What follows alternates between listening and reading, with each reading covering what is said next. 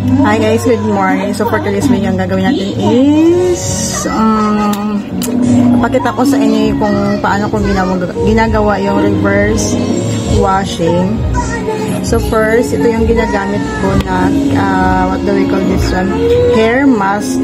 Itong Vita Keratin Salon Daily Treatment. So buy one take one ito guys sa Watson 249 and 650 ml na siya, 2 piraso at matagal mo na siyang maubos. It comes with B3, keratin, and Brazil nut oil. Formulated for rebonded, color treated, or damaged hair. So yung buko kasi guys, shutay na yan siya. Dahil sa sige bleach at change color. So maganda ito guys, gamitin. Ayan siya. And made in the Philippines ito siya. Yes, ayan ito. Keratin, it is specially formulated with keratin to give your frizzy and unruly hair Brazilian blowout, straightness, and smoothness. Used with vitamin B3, it gives your hair the daily boosted nourishment it needs to be silky and glossy. And ito, Brazil nut oil, blended with Brazil nut oil, it coats your hair from root to tip to achieve a Brazilian blowout look. Araw-arawin daw natin ang paggamit ito. So parang naka 1 week na akong gamit ito guys. And mapansin ko talaga na soft yung aking buhok. So ngayon, depende siya soft guys, hindi pa ako nakaligo. At ang bangon niya. So, paano ko ba ginagawa yung reverse hair washing? Sanay lang. Yan ang mukha nang walang ligo. Ayan. So, pakita ko. Ito yung laman niya guys. At yung amoy niya. Yung, syempre, yung pang hair mask. Yung amoy shampoo. Malamang. Or amoy conditioner. Ganyan. Walang kailang ganito. And, dirap nyo sa inyong kamay. Apply nyo sa inyong buhok. Ganyan. Mas maganda kasi ang epekto nito guys. Apply ko na ito noon na mas na-absorb ng ating buhok yung nutrients nitong keratin kapag dry mo pa siya ina-apply. Kasi nga sabi dito pwede mo siyang i-apply after shampoo, pero kailangan mo tanggalin yung tubig sa buhok niya kasi napanood ko din ito kapag kabasa kasi guys na sumasama doon sa tubig yung nutrients keratin or hair mask na ginagamit mo sa iyong and after nito guys, syempre maliligo ka lagyan mo ng shampoo, hindi ka na mag-conditioner and super lambot na guys, promise.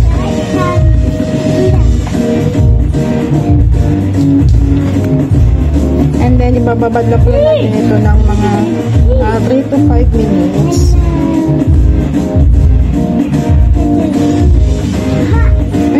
Forward.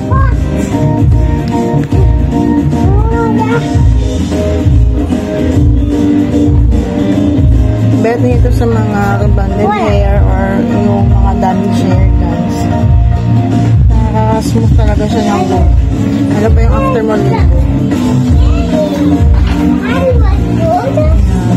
Massage lang natin sa ating scalp and sa ating buhok para ma-absorb ng buhok yung nutrients na meron dito sa keratin natin. What I do in the cream? It's not a cream. It's a keratin. So ibababad ko lang ito siya guys sa mga 3 minutes and then maliligo na ako.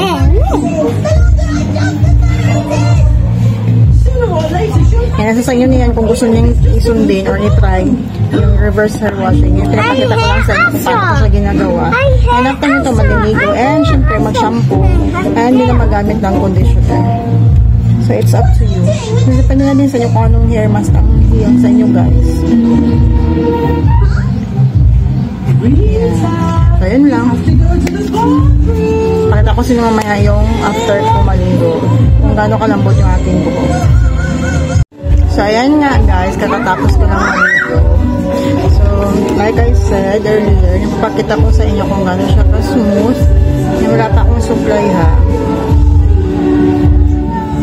At ang super bangon nyo guys. Alam nyo ba yun? What are I doing?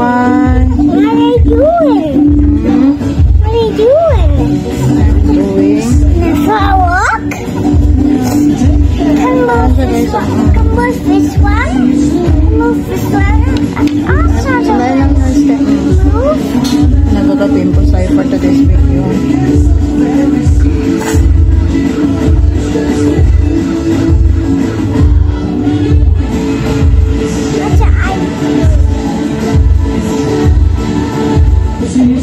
Oh, sorry. Letter R already. So, ayan nga guys. At ang super bango niya. Pero malito amoy na amoy niya. Ayan. So, ayan lang guys. Kasi 11:30 na at magsasayin pa ako. And magluluto pa ako ng ulam.